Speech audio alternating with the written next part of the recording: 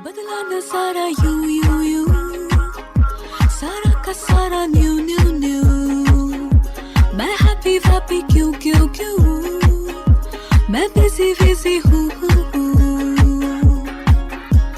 धीमे धीमे slowly slowly, I'm learning सीखो वीखो नई जुबान, धीमे धीमे स्लोली स्लोली, I'm learning सीखो वीखो नई जुबान। हेलो नमस्ते।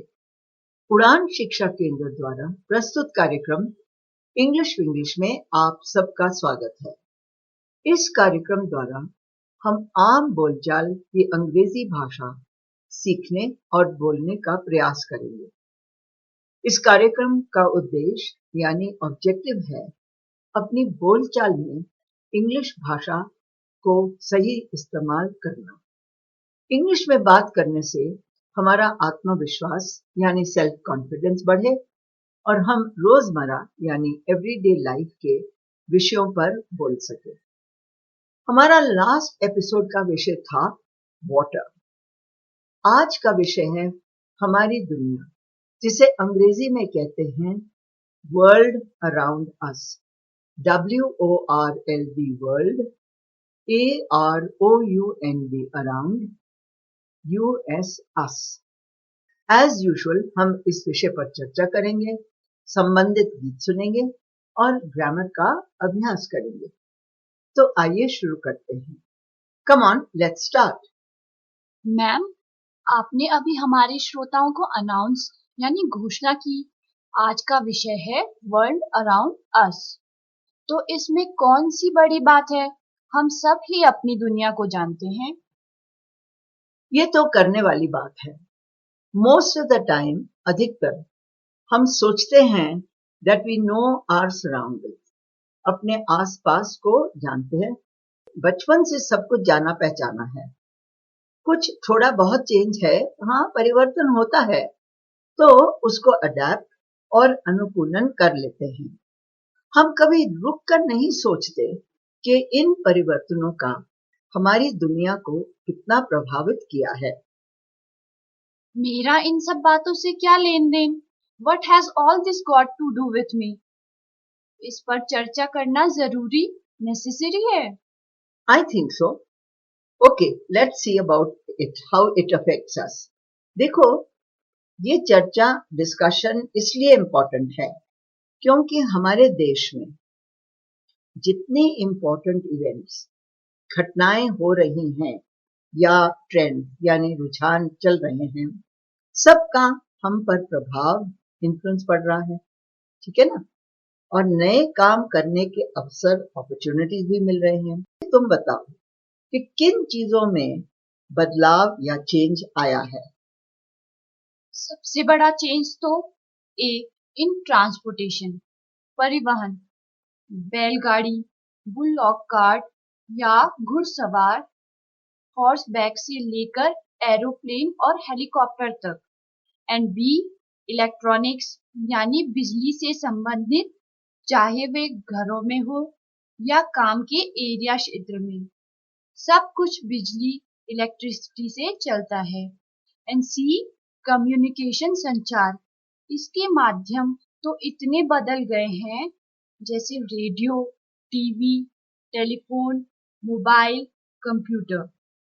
एंड डी, एनवायरमेंट यानी कि पर्यावरण। इन सब पर चर्चा करने लगे तो कोई अंत नहीं है।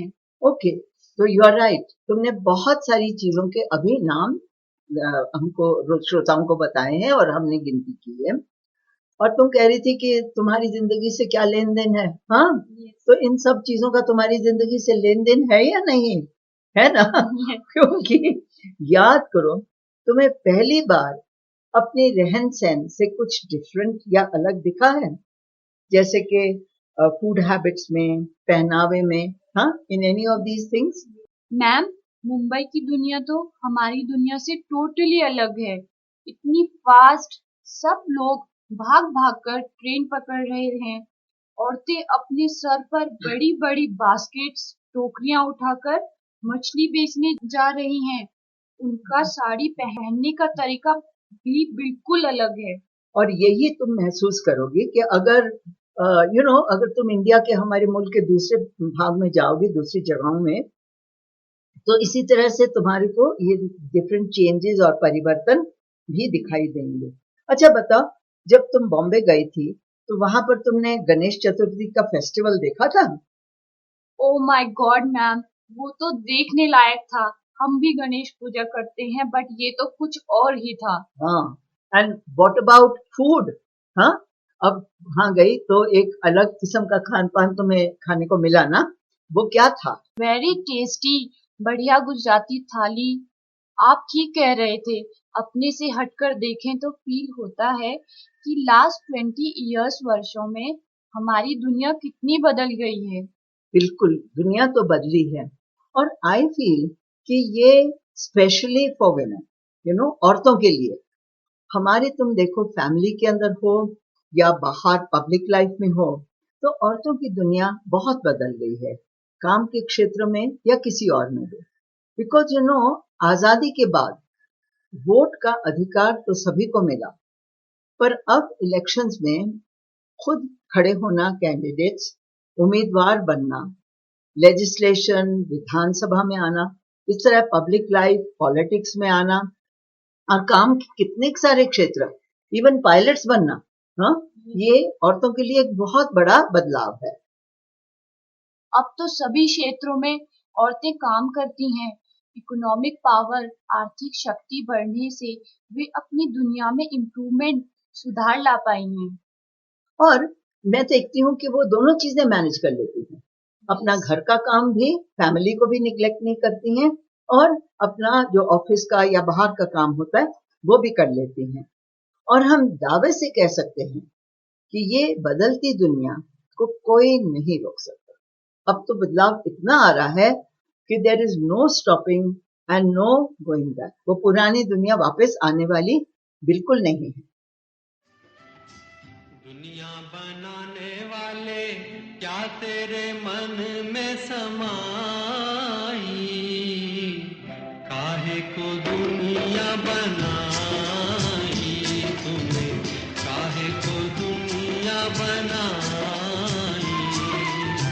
दुनिया बनाने वाले क्या तेरे मन में समाई, काहे को दुनिया।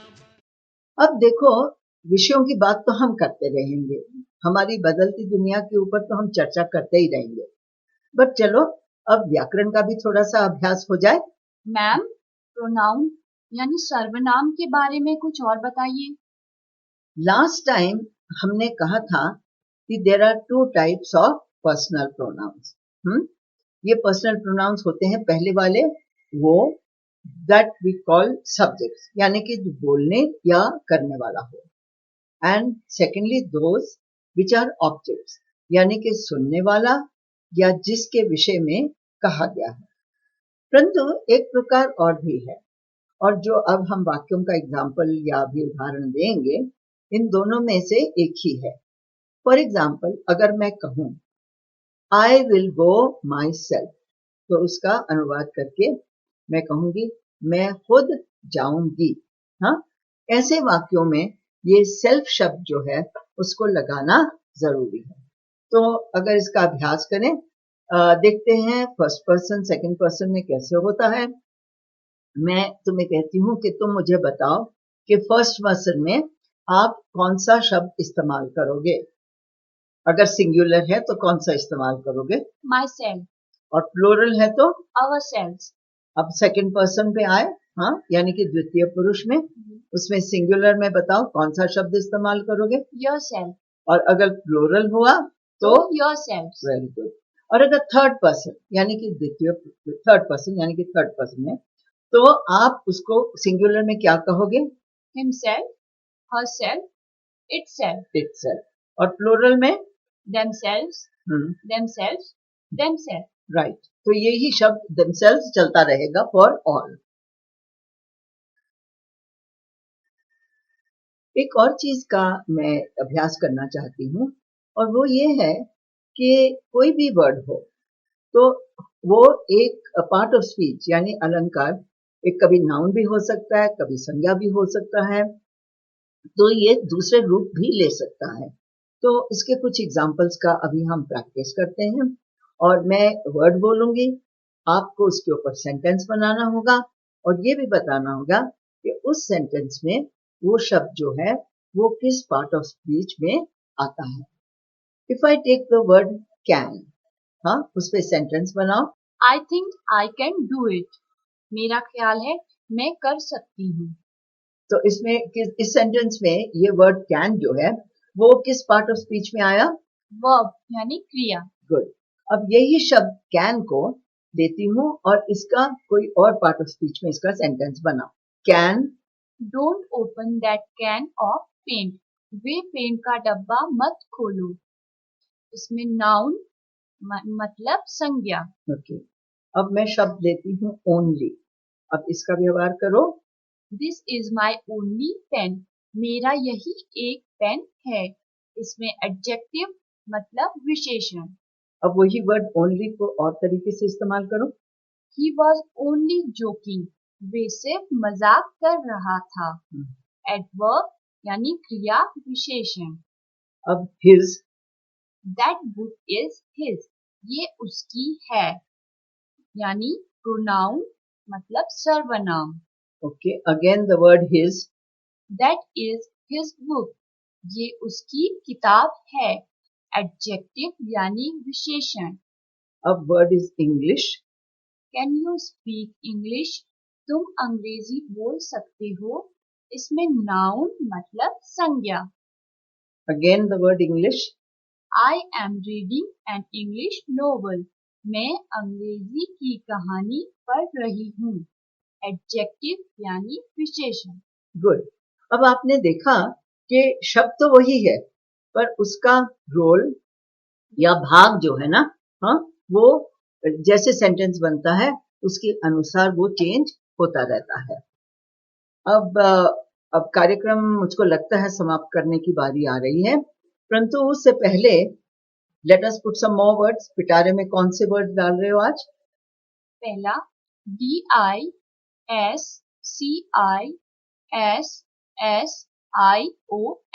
डिस्कशन यानी वार्तालाप. TOTAL टोटल यानी पूर्ण सारा. IMPROV इम्प्रूव यानी सुधार. अब टोटल का टोटली भी बन सकता है. इम्प्रूव में इम्प्रूवमेंट भी यूज कर सकते हैं. हाँ? और अब फाइनली अपने श्रोताओं को बताओ कि आज हमने क्या सीखा. पार्ट्स ऑफ स्पीच, प्रोनाउन यानी सर्वनाम के कुछ और प्रकार. अगला प्रीफिक्स, अपसर्ग और सफिक्स. प्रत्यय को जोड़कर नया शब्द बनाना. एक और चीज भी हमने अभी की थी जिसका अभ्यास किया था कि वो जो कोई वर्ड वो पार्ट ऑफ स्पीच में बदल जाता है. कभी हम उसको इस्तेमाल करते हैं वो नाउन होता है तो कभी वो चेंज होके वो संज्ञा बन जाता है. डिपेंड्स कि हम किस सेंटेंस में उसका उपयोग कैसे कर रहे हैं. और इसी के साथ हम अपने श्रोताओं से अब विदा लेते हैं. रोज मिलेंगे सुबह शाम. सुनना ना भूलिएगा. Bye bye. Slowly, slowly, I'm learning, सीखो नई ज़ुबान. धीमे धीमे, slowly, slowly, I'm learning, सीखो नई